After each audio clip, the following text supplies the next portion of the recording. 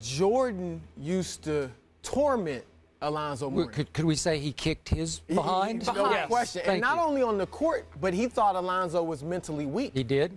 I agree. He didn't think he had it in him, so he kind of mocked Alonzo. And then Scottie, I've talked to another player on some of those Bulls championships teams, and he was strongly implying to me a few years ago that he thought Kobe might be better than Jordan, and really was essentially saying he was better than Now, Mike. are we speaking one-on-one or as a basketball player? He was talking as a basketball player because he was saying things like Kobe's got a better handle, had more range. This was right after Kobe scored the 81.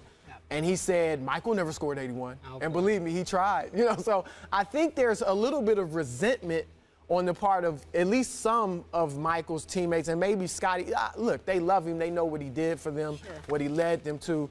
But I think in terms of, they feel like they get short shrift, because the view is that Jordan won these championships by himself.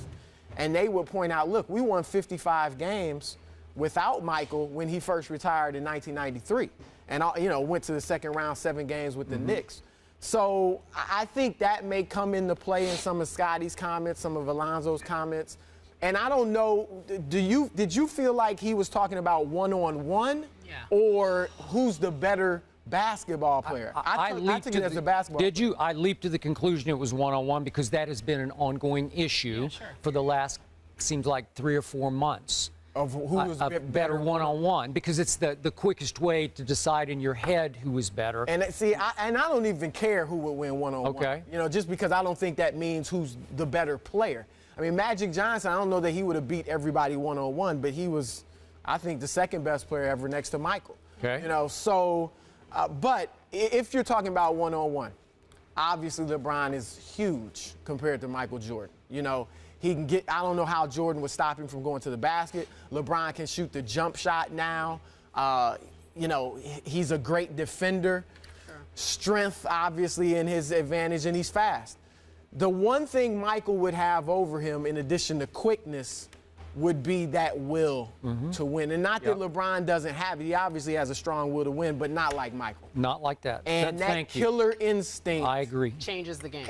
It would almost like an Ali Foreman, where Ali, Foreman, and LeBron's more skilled than Foreman, obviously, but Foreman was so much bigger, physically more imposing. Everybody thought he was going to knock out Ali. Thought he was going to hurt Ali. Literally, yes. Like literally hurt. Very much damaging. Yes. But Ali's will to win and his just cleverness is what got him that victory. And I think potentially in a game of one-on-one, potentially that could help Michael. But LeBron maybe almost would be too nice of a guy. I would agree. I'm with you. In that type of matchup. You're saying that MJ is better than LeBron. Well, LeBron's, at this point, you have to say MJ is still a better player. Okay. I mean, you can't, LeBron's got 1 championship, and he's got the best team in the league. He's got the best supporting cast in the league. Okay. He should win it this year, too. So let's see LeBron win more championships. I think LeBron can get in that conversation of now we really question who's better. If he wins this ring, next year's ring, then maybe goes to Cleveland, wins a ring. I don't think he has to win 6. Okay. If we're speaking about one-on-one here, there is no debate. And I will be the first to admit I'm unapologetically the biggest MJ supporter you will ever run into. I did cover him in Chicago, and I was in awe of him from start to finish. And I was around a Scottie who clearly was tormented by the fact that he felt he didn't get the credit he deserved as ultimately a top 50 player because it was all Michael all the time, and it's still all about Michael all the time. And I'm sorry, Scottie, I don't think you would have been a top 50 player if it weren't for Michael Jordan. That's just me. That's just me. That's the way I saw it. Great, though. He had a lot of ability. His defensive ability. Okay, I agree. I still say that thing, that killer will, was also missing in Scottie. I think Scottie went along for a great ride, but that's just me. So if we're talking one-on-one, there is no debate. If we're talking who's the best all-around basketball player, I think the conversation has started. It's not finished, but it has started that LeBron is at least in that conversation as a basketball player. All-around skills, because clearly LeBron is a better passer than Michael. Listen, LeBron is turning into one of the best passers we've ever seen. He's in that top five. You're looking at me incredulously. I am. Well, I got to give LeBron some credit here for his ability to get those teammates involved. It takes my breath away. He's got that thing. My friend Rick Barry, who's one of the greatest players, he's a top 50 player. He's very underrated. Has always pounded into my head that you cannot teach people to pass the basketball.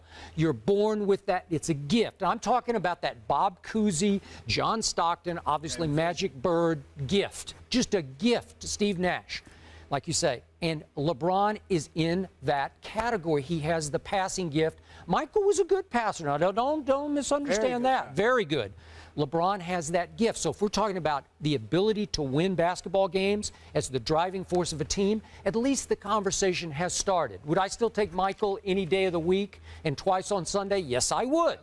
Okay. So you don't even think one-on-one, though, would be a game? I don't think. Okay, I'm with Magic. Remember what Magic said a month or so ago? Sure. 10 out of 10 times, Michael would win the game. Now, that's a big statement from Magic Johnson, the second greatest player ever. 10 out of 10 times he would win. Okay, I give you bigger, but that's all I'm going to give you. I'm a little confused because last week when we talked about Phil Jackson's comments on MJ versus Kobe, you said Kobe was the closest thing to MJ. Now, we're talking about LeBron right here. I know, but I'm saying, do you still Now, if we're talking one-on-one. LeBron is better than Kobe. He's better than Kobe. But would I give? I don't think top 10, but LeBron's better. I might give LeBron 1 out of 10 games against Michael, just because it'd be 1 out of 10. I'd give Kobe 3 out of 10 games in one-on-one. But is Kobe a better all-around basketball player than LeBron? No. Okay. But would I choose in his prime to build around Kobe because he's got some of that Michael killer will in him, that refused to lose fury, that controlled rage that Michael had? Kobe has that in him as close to Michael as anybody I've ever seen. So I would build around Kobe. In the end, I would choose Kobe in his prime over LeBron just because of that intangible. But if we're doing the bigger debate, that's why this is tricky. Yeah. If we're doing who has the most all-around ability, that passing gift comes into play because Kobe definitely doesn't have that gift. And so for you, that makes LeBron Kobe's a good passer too, though. He can be. That's just not his mentality. But you wrote that great piece on Kobe about 2 months ago where you had all the quotes from various GMs and scouts. They wanted him to pass. Yeah, they wanted him to shoot. That's how you beat the Lakers. Right, and what did Phil say in his new book? Sure. You know, the one big difference is that when Kobe's shot is off, he's just going to keep firing until his luck changes. Yeah. That was the quote, till his luck changes. MJ basically pulled on everything else. Okay, but back to one-on-one. Okay. You say LeBron is bigger. Listen, Michael was underrated strong, just natural strength. And once he got with Tim Grover in the second half of his career, he played strong, Chris. But he was giving up, what's he giving up, 30 pounds, 40 pounds to 30, LeBron? Maybe 30. Well, I don't know which guy are we talking about, because Michael began to put on some stature later in his career. By 97, 98, he was playing big. And again, quickness, I think Michael would have him just by a touch. Sure. LeBron's probably faster. I'm not even sure about that, because when Michael went to baseball, that 1 year in AA, he stole 28 bases. I think you're underrating Michael's speed. Sure. So I'm not sure about that. And then in the end, if this were a big stage one-on-one game, you're talking about the greatest clutch shooter ever. You don't think Michael would just say, watch this? We never saw Michael lose once he got to the top. Right. That's the thing. Right. And that's why that killer instinct, at the end of the day, maybe that would win out.